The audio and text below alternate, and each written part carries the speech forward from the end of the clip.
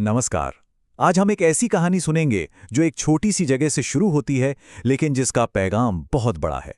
ये कहानी है एक कलाकार बिस्सू महाराणा की। एक ऐसी कहानी जो बताती है कि असली कला वो दिमाग से नहीं, दिल से निकलती है। तो कहानी शुरू करने से पहले एक सवाल। क्या क्या सच में टैलेंट को चमकने के लिए बड़े शहर की लाइट्स की जरूरत होती है, या फिर हुनर अपनी राह खुद बना लेता है, चाहे वो किसी भी अंधेरे कोने में क्यों ना हो? यही सवाल बिस्सू की पूरी कहानी का सेंटर पॉइंट है। चलिए तो सीधा चलते हैं कहानी में और मिलते हैं हमारे हीरो से। एक लड़का जिसके पास सच कहें तो कुछ खास नहीं था, सिवाय एक चीज के, एक बहुत बड़ा सपना। अब देखिए, बिस्सू की जिंदगी में ना दो अलग अलग दुनिया एक साथ चल रही थीं। एक तरफ एक गरीब परिवार, रोज के मेहनत, रोज का संघर्ष, और दूसरी तरफ थे सपने जिनकी कोई सीमा ही नहीं थी। और इन्हीं दो चीजों के बीच में बिस्सू की कहानी ने जन्म लिया। तो ये कहानी है उड़ीसा के एक बहुत ही छोटे से शांत से गांव की, जहां रहता था बिस्सू महाराणा। सोच के देखिए, एक ऐसी जगह जो दुनिया की भीड़ भाड़ से बिल्कुल दूर थी, लेकिन जहां टैलेंट चुपके से अपनी सांसें ले रहा था। तो अब आते हैं उस हिस्से पर कि आखिर बिस्सू ने अपने सपनों को सच कैसे करना शुरू किया। ये उसके पैशन की, उसकी जबरदस्त मेहनत की कहानी है। वो मेहनत जो धीरे धीरे उसकी उंगलियों का जादू बन गई। और उसका डेडिकेशन वो तो कमाल का था। सोचिए, दिन में वो खेत में पसीना बहा रहा है अपने परिवार के लिए, लेकिन जैसे ही रात होती थी वो वक्त उसका अपना होता था, सिर्फ उसका और उसके सपनों का। जब पूरा गांव सो रहा होता, बिस्सू की छेनी और हथौड़ी वो लकड़ी पर एक अलग ही धुन बना रहे होते थे, और यही डिसिप्लिन उसकी कला की, कह सकते हैं, जान बन गया।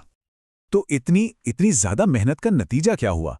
नतीजा बिल्कुल जादू जैसा था।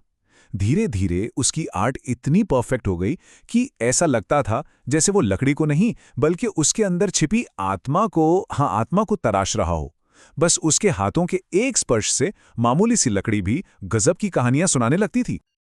और अब कहानी उस पॉइंट पे आती है जहां बिस्सू की कला अपने पीक पर पहुंचती है, जहां उसकी सालों की, रातों की मेहनत एक ऐसी चीज बनकर सामने आती है जिसे देखकर सब बस देखते ही रह जाते हैं।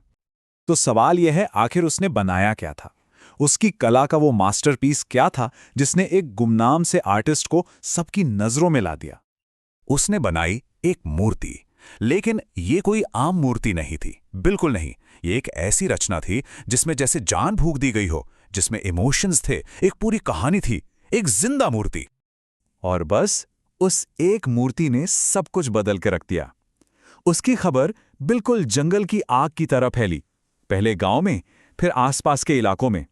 सोचिएगा, लोग दूर दूर से मीलों चलकर आ रहे थे सिर्फ उस एक चीज को देखने।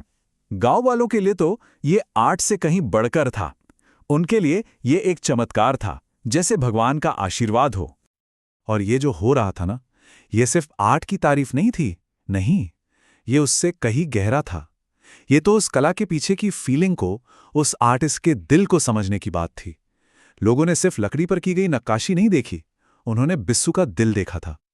तो जो असली पहचान बिस्सू को मिली, वो किसी बड़े शहर के अवार्ड से नहीं मिली, वो मिली उसे अपने ही लोगों से।